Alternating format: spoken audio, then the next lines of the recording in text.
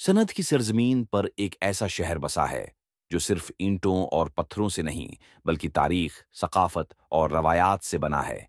ये है हैदराबाद, सिंध का दिल, इल्म व अदब का मरकज और सोफिया की सरजमीन। तारीख के औराक पलटें तो पता चलता है कि हैदराबाद को 1768 में मियां गुलाम शाह कलहोड़ू ने दरियाए सुनद के किनारे आबाद किया। एक वक्त था जब यह शहर सिंध का दाराल हुकूमत भी हुआ करता था। यहाँ के किले, मसाजिद और हवेलियां आज भी गवाह हैं इस अजीम माजी की। हैदराबाद का रेशमी काम दुनिया भर में मशहूर है। यहाँ के कारीगर सदियों से हाथ की मेहनत को जिंदा रखे हुए हैं। पक्का कुला, शाही बाजार और दरगाह लाल शहबाज कुलंदर के अकीदतमंद यहाँ से जरूर गुजरते हैं।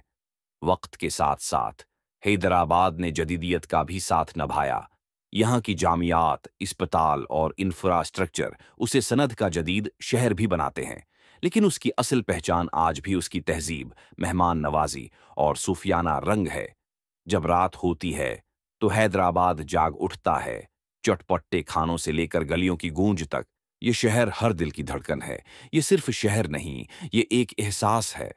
ये है हैदराबाद, जहां वक्त रख भी जाए तो कोई शिकायत नहीं होती, क्योंकि यहां हर लम्हा एक कहानी सुनाता है, एक मोहब्बत की, एक तारीख की और एक ख्वाब की।